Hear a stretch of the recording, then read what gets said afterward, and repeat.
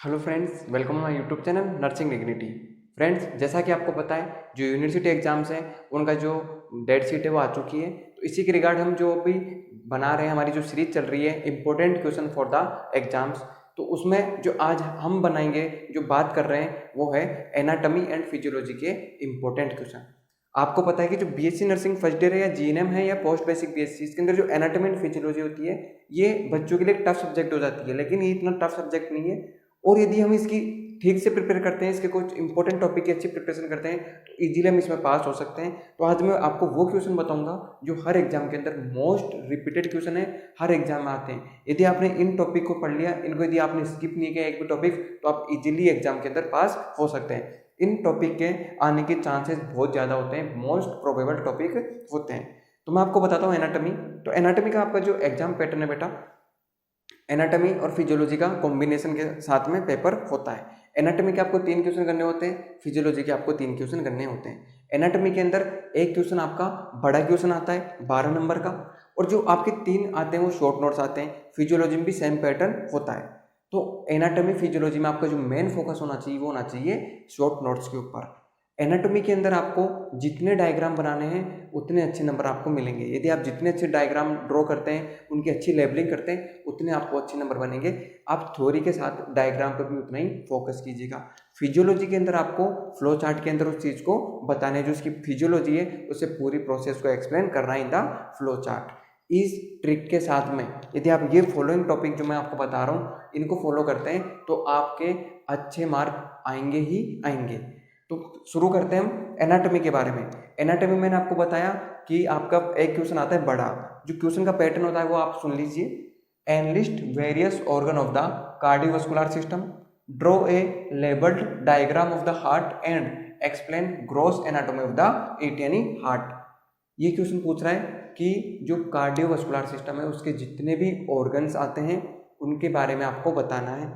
अब कार्डियोवास्कुलर के अंदर आपको पता है मेनली जो हार्ट होता है तो उसके बारे में आपको बताना है, जो ब्लड वेसल्स होती है उनके बारे में बताना है, लेकिन जिसका जो मेन फोकस है एग्जामिनर का वो है draw a label diagram of the heart. तो आपको इस क्वेश्चन में हार्ट का डायग्राम बनाना है एक सेपरेट पेज के ऊपर। उस पेज में आपको थ्योरी नहीं लिखनी है, फिर हार्ट का डायग्राम बनाना है। उसके बाद में आपको जो एनाटॉमी यानी gross structure of the heart, heart की साइज, शेप, लोकेशन, पोजीशन, इसकी लेयर्स वगैरह, इसकी ब्लड सप्लाई, नर्व सप्लाई, इन सभी के बारे में डिटेल से बताना है। ये आपका 12 नंबर का क्वेश्चन हो गया। आपके जो पैटर्न होता है उसमें 4 सिस्टम इंपॉर्टेंट होते हैं: cardiovascular system, nervous system, GI system और रेस्पिरेटरी सिस्टम। इस बार जो मोस्ट प्रोबेबिलिटी है वो तो या तो कार्डियक सिस्टम या जीआई सिस्टम, इनमें से क्वेश्चन आएगा बड़ा क्वेश्चन। मैंने पहला बताया आपको। दूसरा सेम पैटर्न में होगा, analysis the various system of the GI system. तो आपको पूरा जीआई सिस्टम बनाना है। जो आपका माउथ टू एनस है उसका डायग्राम बनाना है पूरा जीआई सिस्टम का, सेपरेट पेज के अंदर लेबलिंग करके। इसके पूरे ऑर्गन को एनालिस्ट करना है, इसकी पूरी जो डिटेल्स है आपको बतानी है, कौन कौन से ऑर्गन होते हैं। इसके बाद में आपको यह पूछ सकता है इसी की तरह कि draw a label diagram of the stomach. Stomach का एक ड्रॉ करना है लेबल डायग्राम, और इसकी ग्रोस एनाटॉमी आपको बतानी है। या फिर एनाटॉमी भी पूछ सकता है। यदि स्टमक नहीं पूछता है तो बहुत कम चांसेस होते हैं, लेकिन यदि पूछता है तो दूसरा जो ऑप्शन होता है पेनक्रियाज के बारे में, कि draw a label diagram of the pancreas और explain the gross anatomy of the pancreas. ये दूसरा क्वेश्चन और मोस्ट इंपॉर्टेंट क्वेश्चन है, ये क्वेश्चन आता ही आता है। थर्ड है रेस्पिरेटरी सिस्टम, ये भी इंपॉर्टेंट है, ये भी आ सकता है। इन तीनों में से कुछ भी आ सकता है, लेकिन मोस्ट चांसेस है जीआई सिस्टम और कार्डियक के। रेस्पिरेटरी सिस्टम की प्रोबेबिलिटी भी बराबर है। जो रेस्पिरेटरी सिस्टम है उसी का भी इसी पैटर्न में आएगा। और आपसे पूछ सकता है लंग्स के बारे में कि draw a labelled diagram of the lungs. तो आपको पहले जो पूरा हमारा रेस्पिरेटरी सिस्टम है उसका डायग्राम बनाना है, और जब आप लंग्स के बारे में एक्सप्लेन करें तो लंग्स का डायग्राम सेपरेटरी बनाइएगा, जिससे ये आपका जो आंसर होगा वो अट्रैक्टिव हो जाएगा। तो ये फर्स्ट पैटर्न खत्म हुआ। सेकंड पैटर्न हमारा जो रहता है वो एग्जाम का रहता है most important short notes. Short notes आपको अच्छे नंबर दिलाते हैं एग्जाम के अंदर। कोई भी एग्जाम देख लेना, उसमें यदि आप शॉर्ट नोट ज़्यादा अटेम्प्ट करते हैं तो आपके नंबर आने के चांसेस ज़्यादा होते हैं बड़े क्वेश्चन के बजाय। तो शॉर्ट नोट्स में आपके आता है सबसे पहले लीवर। कुछ 5 से या 6 ऑर्गन है जिनके बारे में एग्जामिनर हर एग्जाम के अंदर पूछता ही पूछता है। पहला होता है इसके अंदर लीवर, लीवर के बाद में होता है किडनी। तो लीवर के बारे में पूछे तो लीवर का भी आपको डायग्राम बनाना है, लीवर की एनाटॉमी फिजियोलॉजी बतानी है, लीवर के डायग्राम के साथ में आपको इसकी ब्लड सप्लाई के बारे में भी बताना है। लीवर के बाद में सेकेंड है किडनी। किडनी में भी आपको जो रीनल सिस्टम है उसमें जो किडनी होती है इसकी डायग्राम बनाना है, इसके बारे में डिटेल से एक्सप्लेन करना है। सेरेब्रम, पिट्यूटरी ग्लैंड, आई, ये जो 5 क्वेश्चन है इनमें से आपको 3 क्वेश्चन तो मिलते हैं हर एग्जाम के अंदर, ये बहुत इंपॉर्टेंट है। Liver, kidney, cerebrum, pituitary gland और आई। साथ के साथ में जो एपिथेलियल टिश्यू है इसके बारे में पूछ सकता है शॉर्ट नोट्स के अंदर, यूटरस के बारे में पूछ सकता है, सर्कल ऑफ विलाई के बारे में पूछ सकता है जो होता है ब्रेन की ब्लड सप्लाई। और एक इंपॉर्टेंट क्वेश्चन, वो भी मोस्ट रिपीटेड क्वेश्चन है, पाउच ऑफ डगलस या कल्टी पाउच के नाम से भी पूछ सकता है। ये जो क्वेश्चन है ये इंपॉर्टेंट है, आपको इन्हें स्किप नहीं करना, इन्हें पढ़ के ही जाना है एग्जाम के अंदर। Circle of Willis, cranial nerve, most important और मोस्ट रिपीटेड क्वेश्चन होता है एनाटॉमी के अंदर, सर्कल ऑफ विलाई और क्रेनियल नर्व, इन्हें आपको बिल्कुल भी स्किप नहीं करना है। Humerus, very very important question है ह्यूमरस। यदि जो स्केलेटन सिस्टम है उसमें से क्वेश्चन आते हैं तो 2 ही क्वेश्चन आते हैं, साइनिवल जॉइंट और ह्यूमरस के बारे में। तो आपको ह्यूमरस और साइनिवल जॉइंट के बारे में पढ़ना ही पढ़ना है। तो ये थे शॉर्ट नोट्स जिसमें मैंने आपको बताया कि आपको इनका डायग्राम बनाना है, इनके बारे में डिटेल से एक्सप्लेन करना है शॉर्ट नोट्स, और आपको कोशिश करनी है कि आप ज़्यादा से ज़्यादा शॉर्ट नोट्स को अटेम्प्ट करें क्योंकि इन्हीं के अंदर नंबर आने के चांसेस ज़्यादा होते हैं। तो ये था हमारा एनाटॉमी का section for the important question. अब हम बात करते हैं हमारे second section, that is physiology.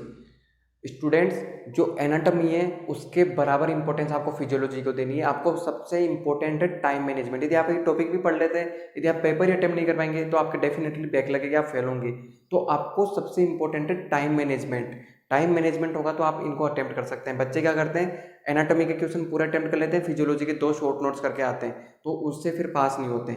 आपको टाइम मैनेजमेंट करना है, आपको दोनों पेपर को बराबर इक्वल इंपॉर्टेंस देनी है। फिजियोलॉजी में हम डिस्कस करते हैं इंपॉर्टेंट, फिजियोलॉजी का पैटर्न होता है वो भी सेम एज एनाटॉमी होता है। एक क्वेश्चन आपके बड़ा आता है, बड़ा जो क्वेश्चन आ रहा है इसमें प्रोसेस आती है 5, इन 5 के अलावा कोई प्रोसेस आपको नहीं मिलेगी। एक्सप्लेन डिटेल, पहला क्वेश्चन आता है कि explain the detail about the erythropoiesis. इस बार जो मोस्ट चांसेस है वो है इरिथ्रोपोइसिस और रेगुलेशन ऑफ द रेस्पिरेशन के। इरिथ्रोपोइसिस के जो प्रोसेस है, इसके जो फैक्टर है अफेक्ट करते हैं इसको, उसके बारे में पूछ सकता है। दूसरा हीमेटोलॉजी से क्वेश्चन आता है, वो आता है ब्लड के कोगुलेशन के बारे में, वो आगे बात करेंगे। ये रहा process of the blood coagulation, blood coagulation की प्रोसेस। तो ये 2 इंपॉर्टेंट टॉपिक हैं हीमेटोलॉजी से, एक तो है process of the erythropoiesis and factor affecting the erythropoiesis. Second question आता है process of the blood coagulation. लेकिन मैंने आपको बताया पहले जो चांसेस है वो इरिथ्रोपोइसिस के। दूसरा इंपॉर्टेंट है regulation of the respiration, respiration का कैसे रेगुलेशन होता है, और गैस का एक्सचेंज, इसकी प्रोसेस के बारे में पूछेगा। थर्ड पूछता है कि process of the blood coagulation, कि ब्लड कोगुलेशन की प्रोसेस क्या होती है। नेक्स्ट है यूरिन फॉर्मेशन प्रोसेस।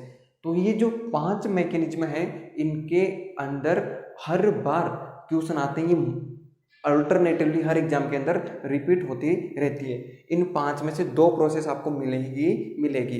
जो यूरिन की फॉर्मेशन की प्रोसेस है, जो तीनों स्टेप है उनके बारे में आपको बताना है, और फिजियोलॉजी में आपको कोशिश करनी है कि आप ज़्यादा से ज़्यादा फ्लो चार्ट के अंदर उस चीज़ को डिटेल में एक्सप्लेन करें। आगे कुछ हमारे शॉर्ट नोट्स टाइप के क्वेश्चन आते हैं। Bone healing most important question है, हर बार रिपीट होता है। Cardiac cycle very very important question है, हर फिजियोलॉजी के पेपर में आपको देखने को मिलेगा। Function of the cerebrum, function of the CSF and function of the pancreas, जो 3 ऑर्गन है, और एनाटॉमी में जो मैंने आपको ऑर्गन बताए उनके या तो आपसे फंक्शन भी पूछ सकता है फिजियोलॉजी के अंदर। तो ये इंपॉर्टेंट क्वेश्चन होते हैं, function of the cerebrum, function of the CSF, या फिर पूछ सकता है कंपोजिशन ऑफ द CSF, कि CSF का कौन कौन सा कंपोजिशन होता है। Function of the pancreas, pancreas के आपको फंक्शन पूछ सकता है। स्पर्मेटोजेनेसिस, oogenesis वेरी इंपॉर्टेंट है, या तो स्पर्मेटोजेनेसिस आएगा या oogenesis आएगा, दोनों में से कुछ भी आ सकता है। इन दोनों को भी आपको पढ़ के जाना है। और गैस्ट्रिक जूस बहुत इंपॉर्टेंट है, इसका कंपोजिशन कई बार पूछ लेता है, गैस्ट्रिक जूस की इंपॉर्टेंस पूछ लेता है, गैस्ट्रिक जूस के फंक्शन पूछ लेता है। तो ये मैंने आपको जो बताया फिजियोलॉजी के बारे में बताया और एनाटॉमी के बारे में आपको पहले बताया था। इनसे बाहर क्वेश्चन आएंगे, लेकिन यदि आप ये पढ़ लेंगे तो आपका most of 70 to 80% paper cover हो जाता है। तो आपको इनको स्किप नहीं करना है, इनको पढ़ के ही जाना है। तो ये था आज का हमारा topic, most important question of the anatomy and physiology. और इन क्वेश्चंस को आप अपने फ्रेंड्स के साथ भी शेयर कीजिएगा। वीडियो अच्छा लगा हो तो वीडियो को लाइक कीजिएगा और हमसे जुड़े रहने के लिए चैनल को सब्सक्राइब कीजिएगा। Thank you.